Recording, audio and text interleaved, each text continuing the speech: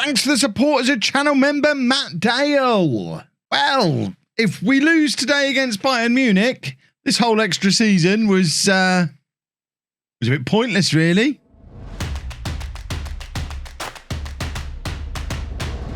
Hello and welcome to part 39 of my FM21 save with Leicester. I'm Kev.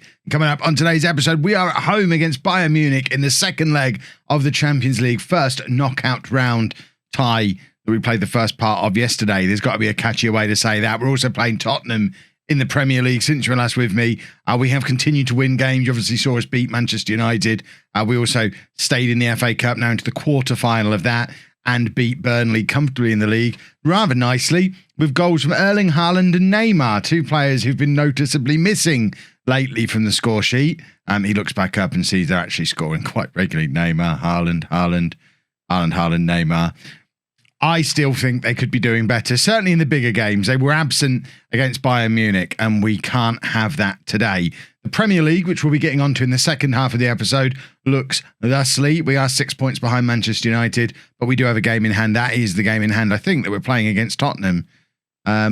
When do we play? Oh, no, actually, we'll have two games in hand by the time we play them. So we'll worry about that a little bit later. Haaland's also close to being the top scorer in the Premier League, and Neymar's the best player in the Premier League and the top assists. Maybe I need different scapegoats. I feel like it might be a losing battle trying to pick on Haaland and Neymar here. Let's hope they both turn up for this big game against Bayern Munich, though. We've got Donnarumma in goal, a back four of Grimaldo, Romagnoli, Upamecano and Kimmich. Rice at the base of the midfield, Valverde an hour ahead of him. And then Neymar and Pulisic supporting Haaland up front. Cross fingers, cross toes, cross eyes, cross everything. We've got to win this. We're 1-0 down from the first leg. We've got to win, or else, like I say, it's all been a big old waste of time. And I don't like wasting time. We could have been 5 episodes into the new series by now. Can you imagine? We're going to tell them to pick up where we left off in the last games. We were very good in the last game. And hopefully Bayern will just not be any good. That's top tier management there. I just hope our opponents aren't very good. That's my tactical plan going into this game. We've started brighter than them. I'm basing that on nothing other than the fact we've had a couple of shots. Did that say Declan Rice has picked up an injury? Declan Rice has picked up an injury, which could be problematic, and Bayern Munich have a corner, which could be even more problematic, especially if they score it, and they have. And not only are they now 2-0 up, they also have their away goal as well. And we now find ourselves needing to score 3 times without reply against a team we're yet to score against, who have Lewandowski up front. It's only an 11th goal of the season for him, but this isn't going right. Declan Rice has a thigh injury. I'm going to bring James Maddison on straight away. We're not going to mess around. I'm going to stick Valverde back there. Maddison can go a little bit further forward. We might even stick Maddison in behind Haaland in the second half if we're still searching for a goal. It's Bayern with a corner again. What's going on here? What is going on here? This was not on the script for today at all. Where's the reload button? This is insane. Well, we're going to need quite the comeback. Oh no. Right. We've got to go for it immediately. So let's do, in fact, we will do that. And we're going to get him up here. We're just going to go a little bit more attacking, I guess. Get Maddison right up there behind Haaland and try and make something happen. I don't think we've ever used this system with this Leicester side. Pulisic to Maddison, back to Pulisic again, and it's Maddison who turns, looking for options ahead of him, sprays it out to Neymar, who brings it down nicely and enters the penalty area, skips past his man, Neymar with the cross, Haaland's there, and Pulisic's there. I don't care who's there, we've got a goal back. It's a 5th goal of the season for Pulisic. It's now 2-1 on the night, still 3-1 on aggregate. We still have a mountain to climb, but we are showing signs that we're actually up for it all of a sudden. Neymar doing very well. It's the 3 men who I've criticised the most this season have combined for that goal. And if they can do it again, if we can bring it to 2-2 at half time, we may dare to dream. We're being absolutely robbed tonight. Look at the state of that XG. 1.33 to 0.23, and they've scored twice. Some teams just get all the luck. And it's luck. They're lucky to be ahead against us. And we need to We need to point the finger. I do expect a much better showing in the second half. Let's look back round onto here. What can we do to change things? Who have we got who's a game changer? I mean, we've got Belotti, we've got Werner, we've got Sanchez. We have got players who can come on and change the game. It's just making sure we use them at an appropriate moment. And that, I guess that's where the management comes in. They've made a double change at half-time, which is interesting. They're clearly not happy necessarily with how things have been going, presumably looking at the match stats. Yes, they've got the goals, but they've not played particularly well. I think we have to stick a second striker up here. Right. I don't really want to sacrifice Maddison as that attacking mid. I wonder if we take Aouar off, if we stick Valverde in there and then get Belotti on, we might have to drop these two back and make them... He can still be an inverted winger. They can both be inverted wingers, so they'll both cut inside a little bit. If we make him attacking from deep, push him up a little bit more, get him in there as well. Is this a bad idea? I don't know if this is more or less attacking than what we had before. We'll do for now. We've got to keep changing things and figuring... We've got to figure out a way back into this game. And I don't know, maybe we should have kept Neymar and Pulisic forward, but mate, I don't know. I don't know what's right to do here. Right, ball forward, looking for Haaland. He doesn't yet have a strike partner, but Neymar is running to try and get up there caught with him, and he didn't. Haaland probably should be holding that up a little bit. I don't want to worry about suspensions at this stage of the game. I want to go over there and punch my assistant manager in the eye for talking about suspensions at a time like this. It's not relevant. I want to get Timo Werner on. I don't know who to bring him on for. Is bringing him on for Neymar a really dumb thing to do?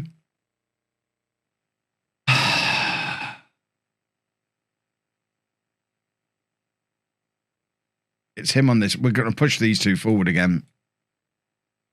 And we're going to do that. We're going to drop him back a little. We're going to push him forward. Oh, this is stupid. This is so stupid. And we'll do that. Come on, boys. There's got to be a way back in somehow. Some way. Demand more. We have a throw. It's going to be Kimmich to take. Finds Werner with the flick on. There's nobody in the middle to get on the end of the flick on, though. Valverde plays it back to Upamecano. And we're looking at the clock. There's 18 minutes left. Romagnoli playing it over the top, looking for Haaland, but it's intercepted relatively easily. And Bayern Munich are just a better side than we are. And I think that's kind of the story of the save. There's a couple of teams. Man United are probably one. Bayern are one. They might even be the only two that are just better than we are. And it's very upsetting that we keep coming up against these teams, because I've had Football Manager saves where we've had much easier runs to finals. And like, look at the Bourne save. Our run to win the Champions League with Bourne was so easy. Oh, that's killed it, hasn't it? Well, I don't think I can do another season with Leicester. I think we're just going to have to accept we didn't win the Champions League in this one and try and win everything else. We've still got a chance to win the league. We've still got a chance to win the FA Cup. If we can do a third domestic double in a row, that's still a success. I think Leicester still take that. Oh, I mean, you never know. There might be a miracle to come here. Belotti down the right. Imagine if we got back into it from here. Belotti plays it into Haaland. Is the miracle coming? I don't think it is. It's surely not. But there's 11 minutes to go. We've got to go very attacking, haven't we? Imagine. Just imagine it. Imagine it. It's not going to happen. But imagine it. We've got a corner. Oh, if we score here, I don't think I'll be able to cope. My blood pressure won't be able to cope. Right. I mean, we still need 2 goals, because away goals count after 90 minutes, don't they? So we still need 2 more goals in these last 5 minutes. Imagine if we get them. I don't know what to do. Do we push Valverde forward? We could potentially push... We could do this. We could get these guys even further forward. And just go with these two back here. I don't know how much difference that's made. But, you know, I guess we're a little bit more likely to catch them offside. Right, let's have another goal here. Another goal here, and we can dream. Oh, God. No, I think that was it. I think we had to score there for the dream to happen. Right, Neuer with the goal kick for Bayern. Hopefully we're winning the ball back here and scoring again. That would be delicious if we did. Because it really does set up a very interesting last few minutes of the game.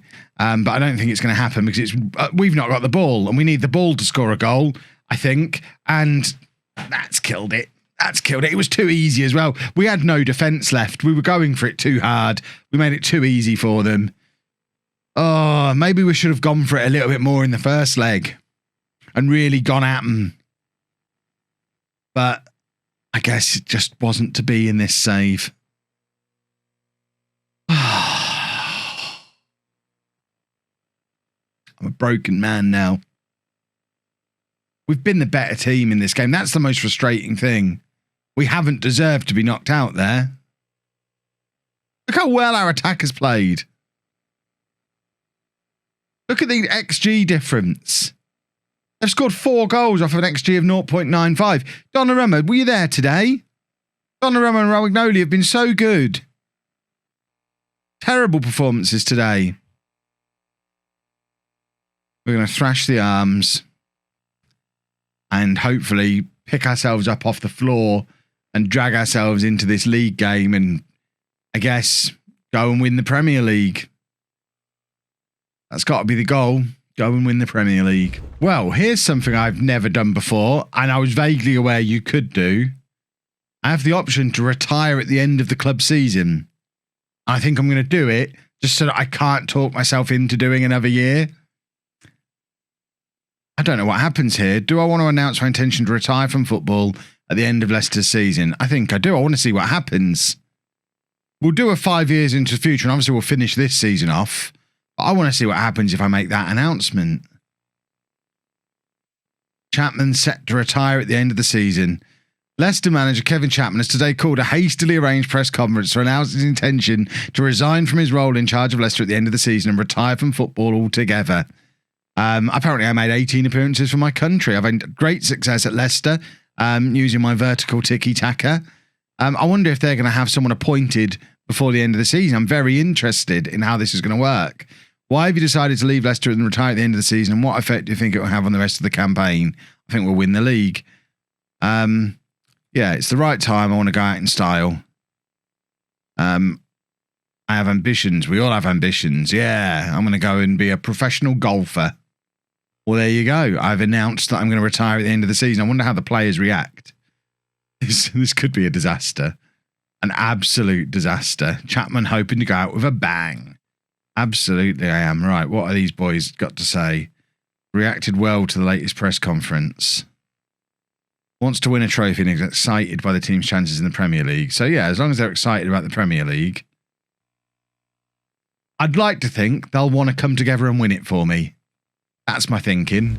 Right, just the one change with Rice picking up the injury in the last game. Valverde's going to drop back to playing in the playmaker, or Sanchez going to come in to play box-to-box in midfield. Other than that, it is the same team. Dembele is close to being fit again. He was a very important part of our team earlier on in the season. How different might things have been with Dembele in the side? Probably not very different. But, you know, it might have been different. Let's pump the fists, tell them we're favourites. It's the first game since I've announced my retirement. I did notice there is the option to cancel pending retirement, so it's not absolutely tying me into not doing one more season. But it will be. I'm interested to see how the players react to it. Like I say, it's something I've never done before. I've always known it's been an option there. I might say always. I think it's only been the last few years it has been an option there, but I've known about it and never had a reason to do it. But I think now is the reason to do it, and let's see what difference it makes. Sanchez bursting through, but the goalkeeper gets a hand to it and pushes it behind for the corner, and we look to go again through Neymar. Corner from the right, an outswinger looking at that far post, where I think Upamecano is the guy coming in at the far post, but he can't find him.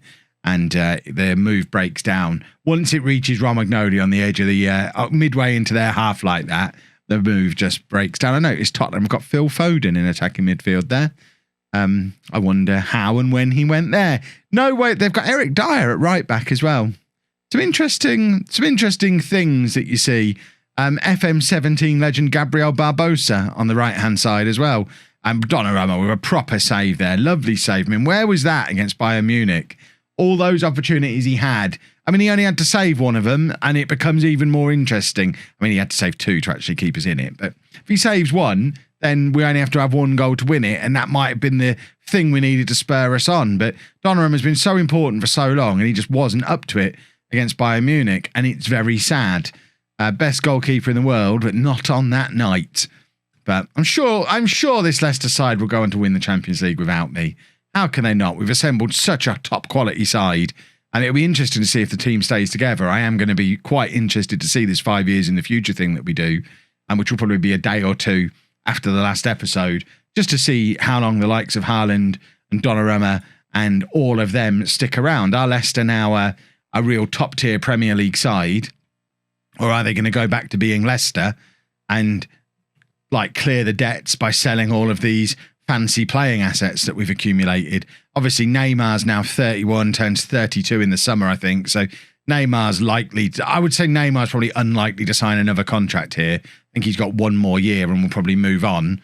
But the rest of them, you would think, would either take us on to further greatness or will leave. And Leicester just drop back down to the mid-table, and it'll be like I was never here.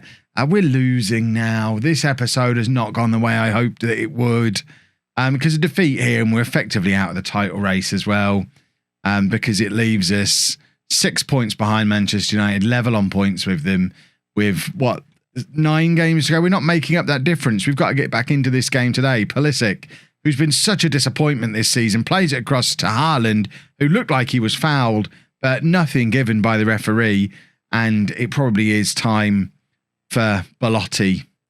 And I think my big fault that I've had, if I had to blame myself for what's gone on this season, and I won't, but if I had to, I think I've maybe been a little bit blinded by the whole Galactico thing, and have gone for the stars when I should have gone with what's worked in my team, and Belotti is the perfect example of that. He was so good, he never deserved to be replaced.